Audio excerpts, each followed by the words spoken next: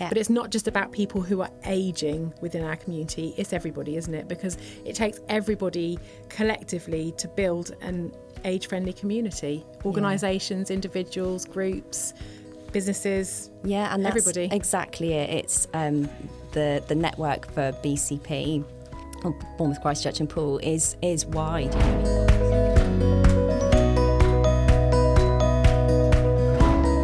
Okay, so welcome to the Family Carers podcast, where we help mums, dads, aunts, uncles, daughters and sons, friends, in fact anybody caring for a family member or a loved one, to feel supported in their role and connected to their community. This week we're joined by Heather.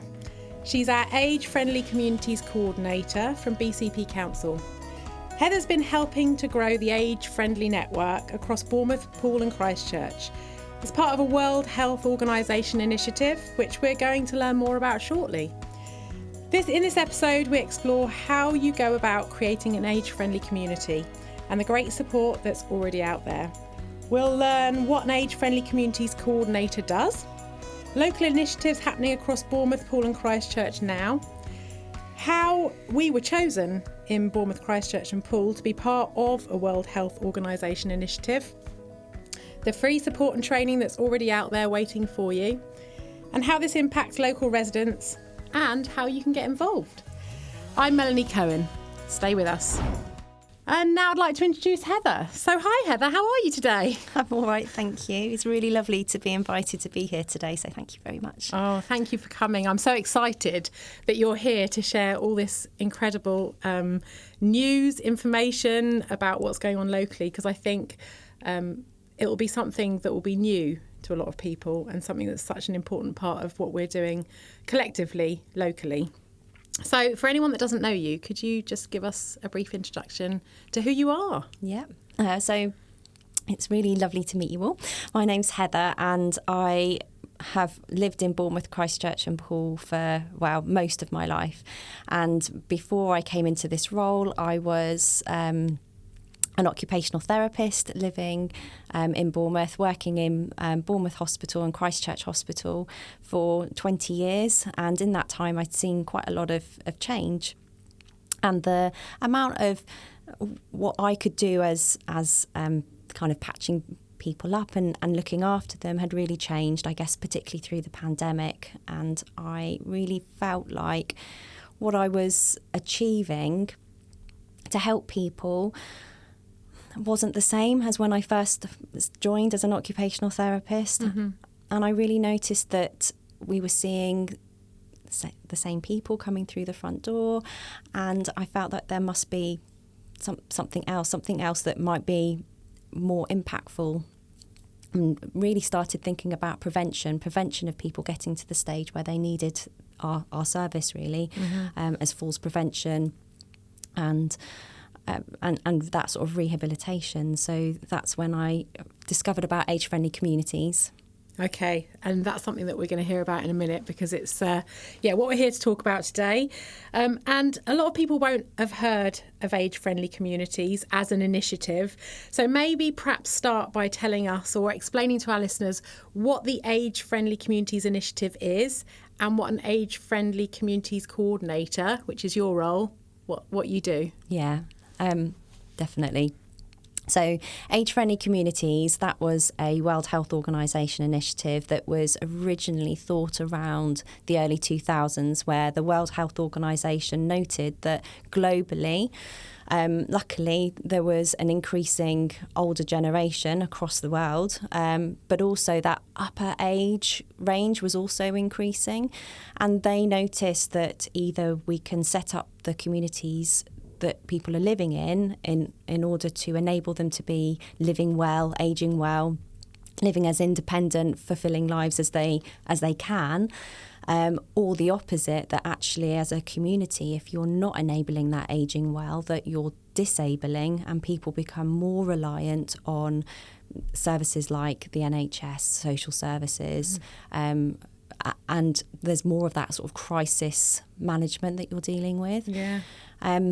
They did this amazing study across over 30 countries, and each country they were asking people, what is it that makes your quality of life, and no matter which country they went in, the same 8 areas came up. So those things include things like transport, housing, social participation, which is obviously really important, inclusion and diversity, your civic participation, employment, communication and information. There's those 8 areas, and those 8 areas affect your quality of life no matter where you live, and no matter who you are, and that's the lens that we look at when we're looking at what is an age-friendly community. So what are those 8 areas like in our community, and what was working well, and what can we build on from there?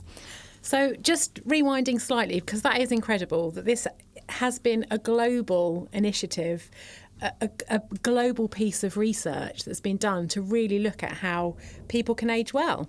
Yeah. And how did, as BCP, how did you get involved with that? Is this something that's been kind of cascaded out across the whole of the country, or is it something that in BCP was recognised as important to us locally, so therefore you kind of chased and tapped into that? Yeah, that's a really important question, really good question. So I think it was kind of around 2021, 2022. It was put by Prama originally to the council and saying, look, there is this World Health Organisation initiative, and we think that we are best place. We know that we have got this wonderful demographic of older people living in Bournemouth, Christchurch and Poole. So really we should be leaders in making our communities the best that they can be. And you talked about whether it's something that's happening in other areas, and again that's a really good point. So currently in the UK there are over 75 age-friendly communities, and they've been doing it for different amounts of time. So you've got people like Manchester that's been doing it for about 20 years, and then us who's been doing it for a couple of years. But there's so much learning that we can get across the UK in those different areas, and that kind of learning is coordinated for us by the Centre for Ageing Better, because the World Health Organisation chose a different affiliate, I guess, to help coordinate activities in each country, and for us it is the Centre for Ageing Better. So locally we are doing work. We've got a local network which is growing all the time. There's about 100 different organisations within the local network, and over 200 people that are currently all working with that aim of how can we enable our community to age well. But then we've got that wonderful national focus as well, which means that I can say, right, Sunderland, they're doing this amazing thing called Age Friendly Ambassadors. Maybe we could do that locally here, which we are doing. So we can pick and find out these wonderful jewels of information and bring that locally, and equally share what we're doing on that national scale as well.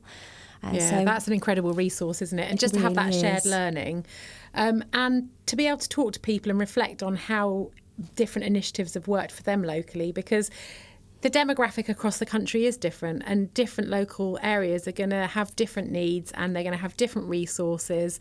So actually just being able to learn from other people that have tried it before, and either kind of mirror what they've done because we feel it's going to work well here and it's worked well for them, or just taking elements of that and trialling it here. It is incredible. So you're part of something of the Centre for Ageing Better, and you meet with the other age-friendly community coordinators, do you, from around the country? Yeah, so we have like a weekly network meeting, and we take it in turns to present about something that we've done. And that means that we are continuously hearing about these wonderful initiatives and how other people have done it as well.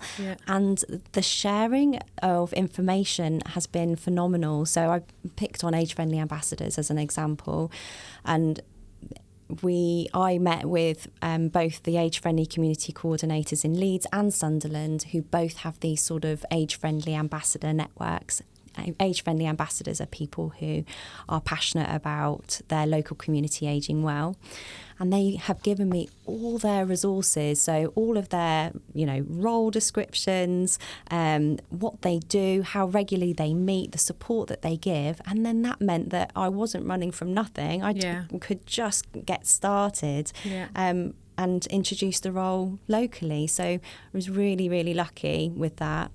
Which leads to greater impact much more quickly, doesn't it? When you can share that sort of that groundwork that always has to go in the first instance. Yeah. But if you can share that makes everything so much quicker to actually get to reaching the people that need those support services.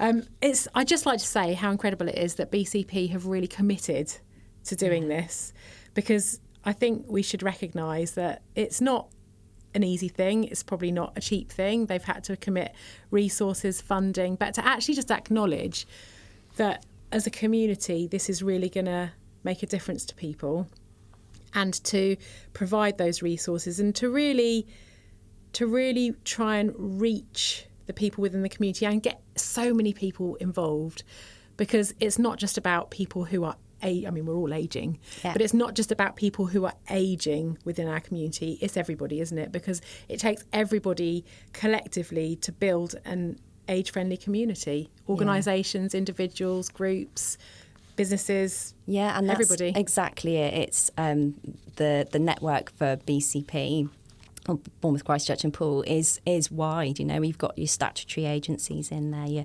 social services and your NHS, and you've got your faith-based groups, you've got your voluntary organisations, and equally individuals in there that are just passionate about trying to age well. And it's about us all working together. It's not one person trying to do one thing. It's about that collectiveness and sharing of information and that drive that we want to make a difference. It's a real, we call it an asset-based approach. So it's about what do we know works well, and how can we make that work even better, or how can we spread that? And research has shown that produces results quicker than if we are the other way, where we're looking at just where the negatives are. So it's building on what's strong and making that flourish across Bournemouth, Christchurch and Poole. And presumably, from everything you've said, it's a very collaborative approach. You're trying to get as many people involved as possible. So talk to us a little bit about how people, if they feel it's something that they'd like to get involved with, how our listeners can do that. Oh, well, they would be really welcome for sure. And you can definitely contact me. We have age-friendly newsletter, which I've given you the link for. We'll put that in the show notes so people can access it. Oh, that's brilliant. Thank you. So you can learn about the events and the age-friendly news from that. And we welcome you basically to any of the events, particularly the where we're trying to find out information and understand more about what it feels like to age in Bournemouth, Christchurch and Poole. We also would love you to consider, like, the organisations that are involved in your life, just giving them feedback, because actually that's what we want. People want to hear, you're like, how are we doing? What could make it easier for you? It's that feedback into the organisations that are looking after you that's really important. So feeling that empowerment, like, actually it's okay. And we had this lady in one of the listening events recently who was saying, it was really difficult to, I think it was the stairs, or there was something missing or something difficult. And actually, when we were talking about it at the listening event with her, she said, I haven't told them though. So actually what I'm going to do from here is I'm actually going to go back and say, is there anything we can do? Can I help support? That bit, that access bit isn't so great for me anymore. And it will be affecting other people as well that go to that GP surgery. So it's that feeling of empowerment that's really important. And then I mentioned about age-friendly ambassadors earlier, and that's a role which anyone is welcome to do. And that is about knowing what is happening from an age-friendly point of view and just sharing that with your peers. Yeah. And part of being an age-friendly ambassador is knowing what ways you can have your voice heard. So that's something that I would be sharing with you. So it can be something like the council are doing a survey on parks and you want to give your opinion on that, or it could be a local organisation who is doing a survey to their members and beyond about what their service is like and what are the barriers to accessing their service, and that's happened recently too. Your voice really matters, and it is really important for us to hear it, and actually it's part of the age-friendly process. So the World Health Organization says the first initial step, and I would argue it's a step that is with every step that we do, is engagement. It's listening and acting and doing. That's the next stage, and then sort of that reviewing and the implementation, and then that reviewing. But I think engagement is throughout all of that. We constantly need to be listening, and if somebody wants to make a change in their community, enabling them to do that too, and I think for people to understand that they don't have to have come up with a big strategy, and they just can voice something that they're finding challenging, or a suggestion that they've got, and it can be something really small, but just because it's small it doesn't mean it's not going to have a huge impact for a lot of other people. So it's really encouraging people to share, no matter how small they think their input is, that it's really important, it's very valuable. And you did mention the listening. So let's rewind a little, because there are 2 points. There are 2 points in that. So first of all, the age-friendly ambassadors. I'm an age-friendly ambassador. I'm privileged enough to do that. I'm really loving being involved in the work that we're all doing together. And I think it would be really helpful for people to understand, if either they're an individual or they work as part of an organisation or they have their own business, what is the role? Talk to us a little bit more about the role of an age-friendly ambassador, and what that person might look like, or who it's open to. So it's open to everyone, and that's what's really important. I think if you've got a passion about ageing well and maybe supporting others so that they're aware of the initiatives that are out there to help you age well, then definitely being an age-friendly ambassador would be a role for you. And I have got like a role description, but I think I've probably said it to you, haven't I? That it's a bit like a buffet, and you pick out the things that you enjoy, and you leave the things that you don't enjoy. And that buffet of choice, if we'll call it like that, it can be anything from reading the newsletter and then thinking, oh, okay, so that's happening. How can I be part of that? Or is that something that interests me or not? Or actually, I know Betty down the road is really interested in that and in transport, and she might want to be part of that initiative. So it's about reading the newsletter and thinking the what ifs, to being an age friendly ambassador in that you are raising awareness against ageism. This is something that affects 1 in 3 of us. That's what the Centre for Ageing Better found in their local State of Ageing report.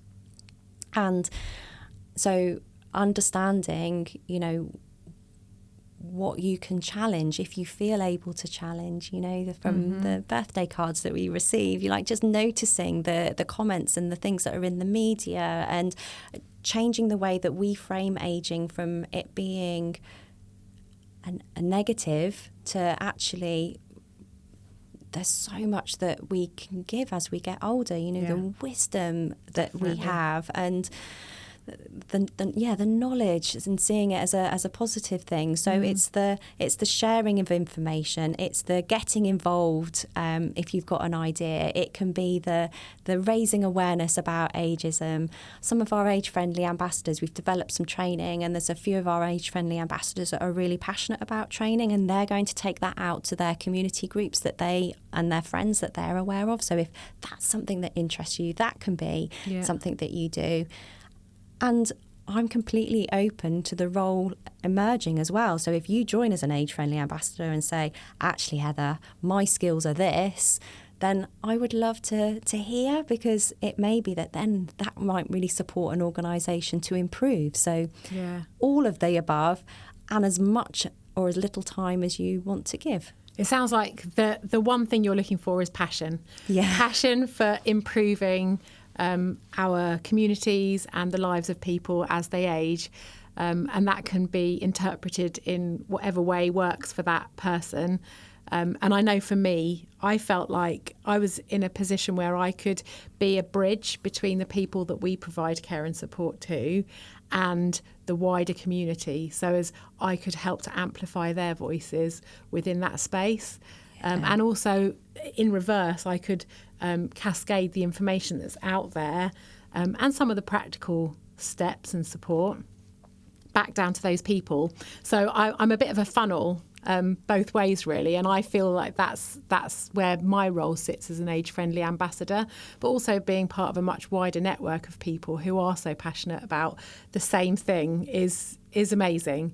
Because sometimes you do feel like you're kind of, walking through porridge a little bit and things become quite difficult. But when you're in a room with people that have the same passion and the same energy and the same drive, it's amazing what can be achieved together. So I would encourage anybody who's interested to get in touch with you and to find out more. So to see if it's going to be something that they might like to find out more about or get involved with, whether that's just to try it for a few months and to see whether it works. And there's support there, isn't there? I mean, you mentioned it brilliantly there, but we, at the moment, as age-friendly ambassadors, you chose for 2 in-person meetings, and actually we've got one coming up soon. Yeah. So you've got that. You can come along to the age-friendly forums, and that's where you meet all of these different organisations as well, which can impact you, and help you understand more about what other people are providing, but also means that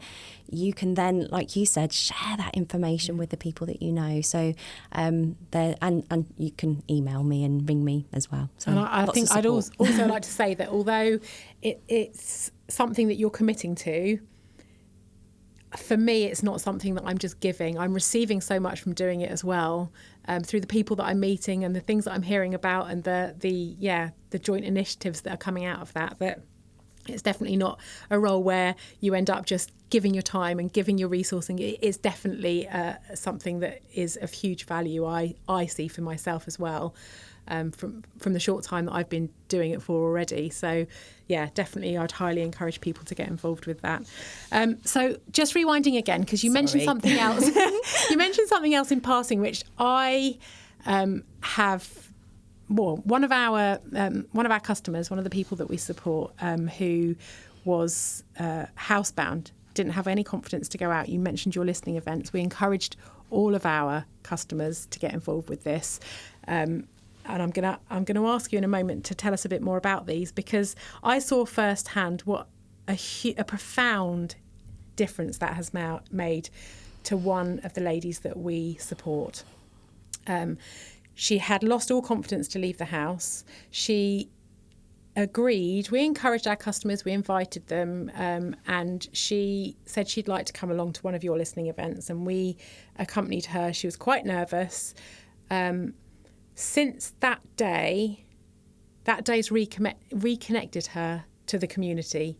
She now goes out at least once a week and takes part in group activities. It's transformed the way that she lives. And I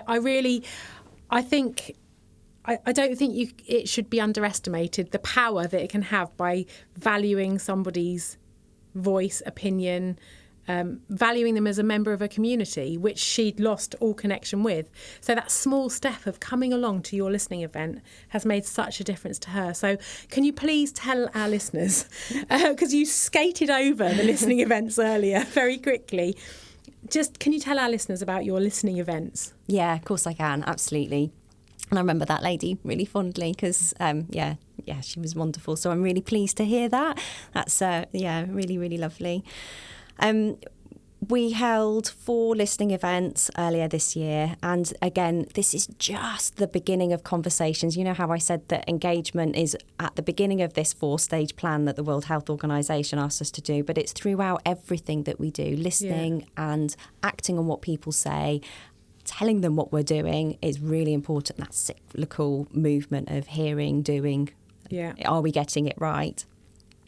So these 4 events, we chose to partner with some of our organisations that are part of the Age Friendly Network so that they would be able to help us reach further into the community. So we had Unity in Vision, and we went along to one of their group meetings from... it's called Beautiful Wisdom, a bunch of ladies from different nationalities that are all coming together to share their wisdom. You know, it's just beautiful. And we also worked with the Salvation Army in Bournemouth, in Winton, and Prama for Poole, and Christchurch Community Partnership for Christchurch. And at these events, we had Bournemouth University peer group, so that's public involvement in education and research. And we held these events in community venues, except for the Beautiful Wisdom where we went out to them. So these events really were framed around this sort of, you know, the asset base. So we talked about, like, what is it for you that makes an age-friendly community? What is important to you? What is working well? If there was no holes barred, what would your ideal community look like? And then from knowing what it's like to what your dream is, what are some of the things that we can all do to make that difference? And across those 4 events, we met 80 people, and that's incredible. And we're really, really grateful for their time. And we know that we need to continue that conversation. So this is what we've learned. What we've learned from that is that it's really important to feel safe, you know, particularly if you've come from a war-torn country and you've come over to the UK, that safety is really important. But also things like a sense of belonging was a really common theme, no matter where people live, whether it's Bournemouth, Christchurch or Poole.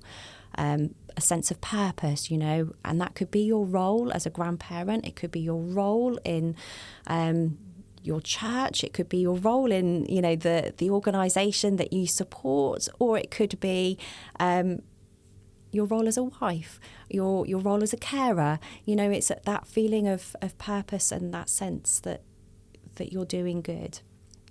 And I just think that there was a real appreciation, I guess, of the value of things in our neighbourhood. So the local park, the beaches, the new forest on our doorstep, all those things make a difference to how we age well as a community. So that connection, sense of purpose, and our beautiful area makes a difference on how we age well. And then, interestingly, a lot of the things that were in those 8 domains also came up as, you know, if we could be this all singing, all dancing, age-friendly community, we would have, you know, this transport, this is what it would look like, or this is what our community environment would look like, this is what our support network would look like. And that was really important for us to learn too, because that information is what we then let our organisations know that are in that age-friendly network, so they know, well, what is important to the people that we are serving, you know, trying to make an age-friendly community and trying to make those improvements for. So it's getting that dialogue to know where we need to be improving together. Yeah, that is amazing. It's a real collaborative piece, isn't it? So the listening events that took place, how frequently are you planning to do those? Yeah, so I think that we are looking at listening all the time, but it might be in slightly different ways. So we know that obviously when we held that event, we had 80 people come along. That's wonderful. But we need to be really mindful of the people that are housebound and reaching out to them. So we will be doing different things.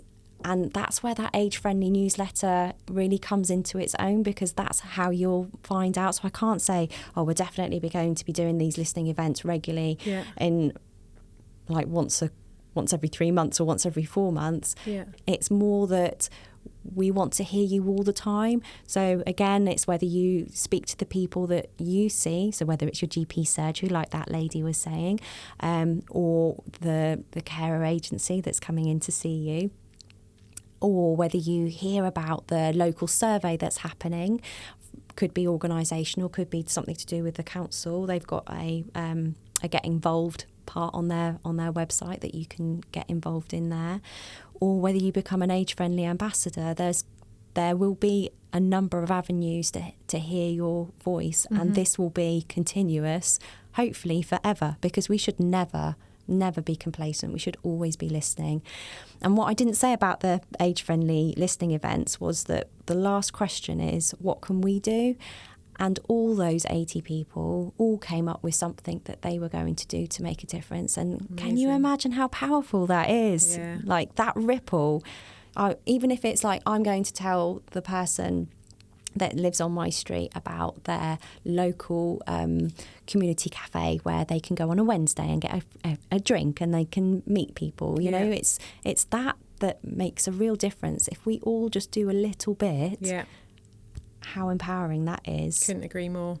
And it's so lovely to hear that you're searching for ways to connect with people and not just setting up something that you're going to routinely repeat, because then it can sometimes almost become a bit of a tick box exercise, whereas actually you're being responsive to the needs of the people across the community and really thinking about how they might be able to connect with you, because as you quite rightly say, there are a lot of people, for whatever reason, there would be barriers that would prevent them from attending an in-person listening event. If we can, as age-friendly ambassadors, if we can facilitate you are key. You are kind key. of routes for people to express their opinions and their views, and I think that would be incredible. We can make such a difference across our entire community. We'll definitely link up all of this in the show notes, but I think from what you've said, the most important thing is to subscribe to the newsletter, because that's where all this information is going to be shared. Yes, that would be amazing. We'll encourage people to do that as well. I know that one thing that we wanted to talk about is sharing knowledge through education, through training, through workshops, because that's a project that you've been working on, and I know that we've also looked at being part of to try and support you with that as well. So across the Age-Friendly Communities Network, there are a lot of organisations like us at Bluebird Care that have got expertise that would be useful for us to be able to share to help people with navigating their own personal situations. So let me not talk about what we're doing within that, but perhaps you can tell us about what your vision is and what's in place already with the education and training element. So there is, we've done a big piece looking at, what organisations are on our network and what information can we share, what training can we share, and we've done a training directory.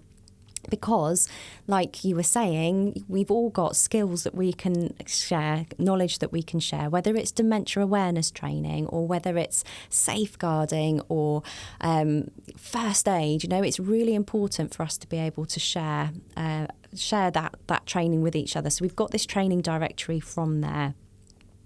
And being part of a network and that sharing culture means that when we've got training being organised by an organisation, if they've got spare spaces, they will say, I've got some safeguarding, first aid training, whatever it is, I've got a few spaces, can anyone make use of it? Because if it's going ahead anyway, well then it makes sense to take that space, doesn't it? So make the full opportunity of that training. So we have that wonderful raft of information in the training directory for organisations to share, and the brilliance about that is that we're hopefully raising standards, raising awareness through sharing the knowledge that we have. And then I mentioned about the UK network of age-friendly communities, and they also developed some training in different communities, and I've looked at their training on communication and ageism awareness, and also about really what age-friendly communities are, and through that and looking at recent reports and research, I've set up 3 training modules as well, so looking at those particular areas so that we can hopefully improve in-person communication, written communication that is going out to people, that we can be more aware of ageism and how it affects us and others, because actually it really affects how we interact with the outer world, like how we see ourselves, whether we're capable or not. People question that as we get older. So actually it's really important to know, well, is that just an ageism? Is that something that I just need to be more aware of? So that, and spreading the awareness of age-friendly communities too. So those are those 3 modules that I've set up. And we are aware that we really need to raise awareness, particularly of things like dementia awareness, into the community so that we can improve the service that people are getting. So we've also got some wonderful organisations that are passionate about spreading dementia awareness. And there was an event in Christchurch a couple of weeks ago now where organisations got together in the library, and one of the ladies from our network did dementia awareness to about 80 people on that one day. So amazing. That then has that ripple effect. Yeah. So that's the sort of awareness raising and training that we have as a pool of organisations. And how do people access that? So there's the training directory on the council website, which again I've given you a link to. Yeah. And then there is training specifically for carers, and you can get that through the carer support page as well. Okay. Skills and Learning are doing some great suite, I guess, of carers support, and that can be anything again from first aid training, it can be in-person training, it can be online, it can be short or it can be long. Yeah. You've got Leonardo Trust, so they also provide training too. So all of these links are on that carer support page, and you'll be able to... We'll make sure we link that up. Yeah, be able to sign up to the courses that mean the most to you, that will be the most support to you, because it's about getting the right information at the right time. Absolutely. And sometimes it's just about improving your own confidence with things, isn't it? So I think sometimes just being able to access some of these training opportunities can help to reduce people's stress or anxiety around certain areas, because it just kind of solidifies their understanding or reconfirms their knowledge. And I think even that in itself, you don't necessarily have to be learning something new.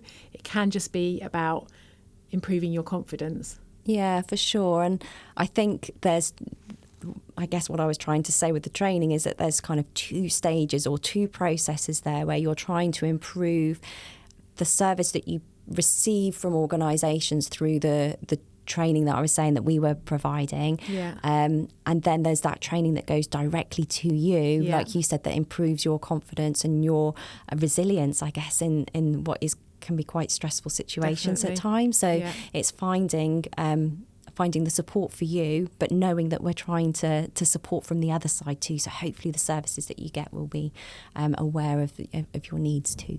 And if we've got listeners who work for organisations that might be able to offer some training, or I'm sure you'd love to hear from them. Absolutely. Get in touch. Honestly, I'm really, really happy for people to contact me. Okay, that sounds brilliant. Thank you. So I think we've covered so much, and it's clear that at BCP you're really working in a very holistic way to try and improve the experience of people within our area as they age.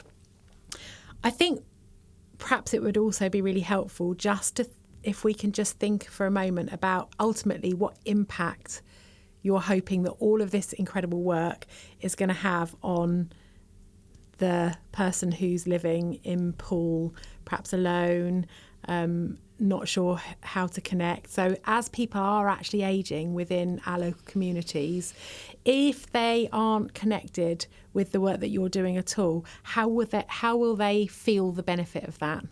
Oh, that's a really good question. Because you're right, there is all sorts of things going on in your community, but if you don't know about them or it's not quite the right time, then it can pass you by, can't it? Yeah. So in GP surgeries, they have health and wellbeing coaches, and if you go to them with how you're feeling or what you would like support with, then they're able to sort of tell you what you need or what is out there that might be able to support you for that very moment. So that's a brilliant practical kind of example of how the work that you're doing can impact somebody living within our community. Yeah, absolutely. And then I think from an age-friendly community point of view, it's about that ability for you to feel like your voice leads to change. That's really important. And because there's that greater networking and that greater, I guess, organisations talking to each other, it leads to improvement of services, which again you should feel. So I guess an example of that is we have a voluntary organisation that particularly specialises in trying to end and reduce social isolation, and they were at one of our forums and they were sat next to a housing association who was saying, since COVID, we noticed that our communal areas, they're just not being used like they used to. So this organisation came in and said, right, well, let's see if we can get your local residents, plus maybe some local residents that are in the community around, to come together for like a coffee morning, and then we'll also train, if any of the residents are wanting to take it on, so that then it's theirs. And that's developed so that it's across, I think it's 3 or 4 housing associations now. And the hidden benefit that they weren't expecting that happened was that actually people were like, do you know my neighbour? She didn't come down for coffee this morning. I'm going to take her some coffee and cake and just make sure that she's all right. So if you weren't able to get there, that people are then creating that community. So those are I guess that's a practical example of how it's made a difference to people's lives. Yeah, amazing. Thank you. Well, Heather, I could keep talking to you all day. You're doing such a lot of incredible work. Maybe you can come back another time and we can talk some more.